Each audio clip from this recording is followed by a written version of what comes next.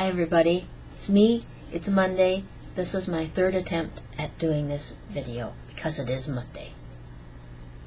I have been tagged by my new friend Bean829, is that his number? Yeah, 829, who looks amazingly like Harry Connick Jr. And yes, I know what you're thinking, a tag game. But this is different. It's a one where you answer two questions that start with "Have you ever?" So this might be fun. And my first question from Bean is, have you ever had a fear of something but too afraid to admit it?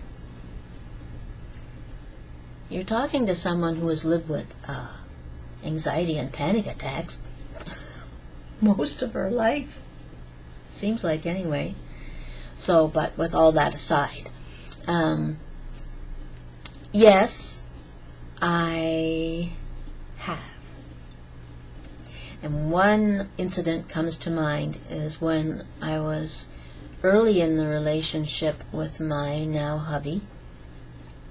He took me out to one of his friends' places out in the country, and they had snowmobiles there. I had never been on one, nor had I really ever wanted to be on one. I was dressed in a long winter coat, my good coat, and high-heeled winter boots. They were dress boots. So I thought I was meeting these friends of his for the first time, and I wanted to dress sort of nice. And anyway, my now hubby says to me, "Come on," he had been out on the snowmobiles. "Come on, Chris, you're going to try this. You'll love it." And it was a bitterly cold, windy, snowy day. But there wasn't that much snow, I remember, on their grounds way out the back. They had acres of land. So here I am with my good long coat on, high-heeled boots. He pushes this helmet down on my head. I looked ridiculous, and I felt ridiculous, and I was scared stiff.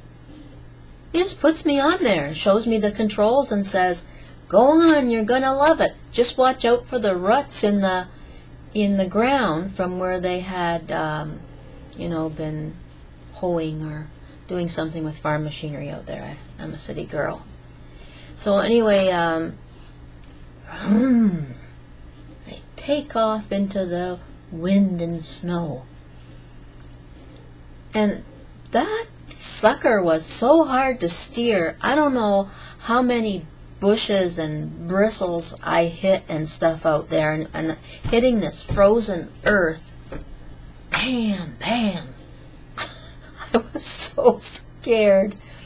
All I could imagine was me hitting something and just flying off, and not so much like injuring myself, but like ripping my coat apart and breaking the heels off my boots.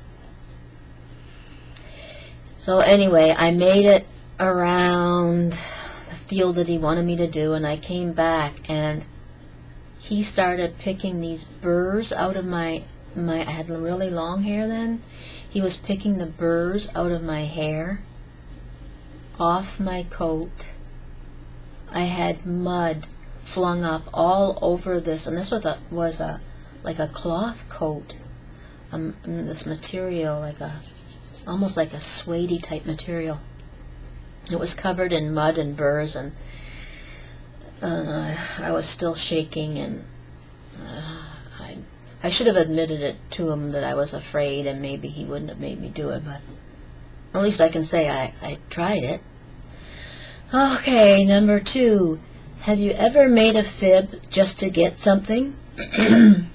Excuse me. Have I ever made a fib just to get something? Me bad. Maybe once or twice. As a matter of fact, just yesterday, I had this little roast taken out and thawing, and I was going to do a roast beef dinner all the trimmings and that. But it turned out to be such a beautiful day here in Ontario, Canada, and it was up past 60 degrees. And we had been outside and working in the garden all day, and I just didn't feel like cooking. Oh. So I said to my husband, honey, it's getting close to the dinner time, and I didn't put the roast in the oven because it's still kind of frozen. So I was wondering if, could we get a pizza today instead, and I'll just cook the roast tomorrow?